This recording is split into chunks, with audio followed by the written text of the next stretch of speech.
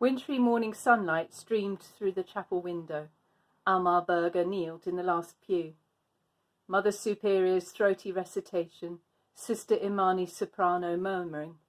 Amalburga abandoned herself to the prayers, warm whispering against stony echo. The sun's rays wandered, cut through her concentration, made Sister Imani's blue habit bright. Amalburga watched from behind as her fellow nun kept carefully spreading her fingers to protect the raw sections of skin. Ruby sore hands.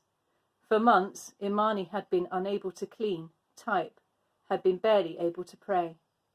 Their hopes were now set on healing solar rays, if the intercessions were no help, and cortisone was no good either. The sun moved away from the chapel window more swiftly than prayers passed by. Eventually, Mother Superior hoisted herself off the pew at last and crouched back to the bedchamber she called her infirmarium. Amalburga looked after her with a sinking feeling. When she, the staunch believer, died, that would mean the demise of more than Mother Superior. Amalburga set off towards the school block. Everything was still quiet, with the pupils tucked away in their classrooms. Usually she liked the life that coursed out of the rooms when the break time bell rang. Lately, though, the hormone-driven yelling and trampling had become too rattling and strident for her. In the staff room, she took a pair of leggings out of her cubbyhole, pulled them on under her skirt, over her tights, and stole out. The cemetery was not far away. A solitary hunched figure sat amid empty bottles on a bench, clawing her hands through her crusty hair. Amalburga would have gladly sat down and joined the drinker, but not today. She held an arrow-straight course across the front part of the cemetery. Gravel paths, mud, and a trampled can. She kicked the can up to the rubbish bin, a sweetish smell. The remoter part of the cemetery was reached via a narrow passage. A lapidarium lined the entrance.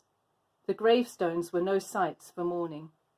They were memorials on which long-forgotten names could be read, and beneath them, professions that were now no more. Battle painter, senior counsellor of mines, medalist, heraldist, hackney coachman. Amalburga's favourite was love-letter delivery man and confidant for secret matters. She stepped up to Christ crucified. He towered on a stone pedestal. She knelt down, for the third time following early prayers in the dormitory and chapel. The stone was cold.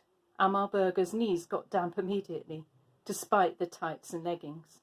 She folded her hands, tilted her head back because the veil was heavy. A vertebra cracked. She had been neglecting her physio program lately. As she was trying to initiate the dialogue, a heavy-breathing runner rumbled past her. She turned round instinctively. The calves on him! Brawny parcels on the back of the leg, tensing step by step. He, unlike her, had been neglecting nothing. Amalburga wiped her nose on the back of her hand and was about to turn back to Christ crucified. Quarter cent of coffee. An espresso like they had at Alighieri. Now that would be good medicine for the heavy eyelids and the dizziness from her neck. Standing at the counter, she could chat with the owner or tease the trainee. Yassine got annoyed so touchingly. Dear God, what was wrong with her today? She skipped a few bits in her tete-a-tete and stood up. Upright wasn't any better, not without some strong coffee. Past a bare black poplar at the cemetery's northern exit, past a chestnut tree, the hornbeam up ahead. To Amalburga, trees were the most beautiful plants under the sun. She counted them and named them. Trees lined her days. She stepped out of their leafless shade onto the street and walked straight to Café Alighieri. The owner nodded at her. Without being asked, the trainee prepared a café doppio and placed it on the counter in front of Amalburga. She gulped it down and asked the owner to put it on the tab for today.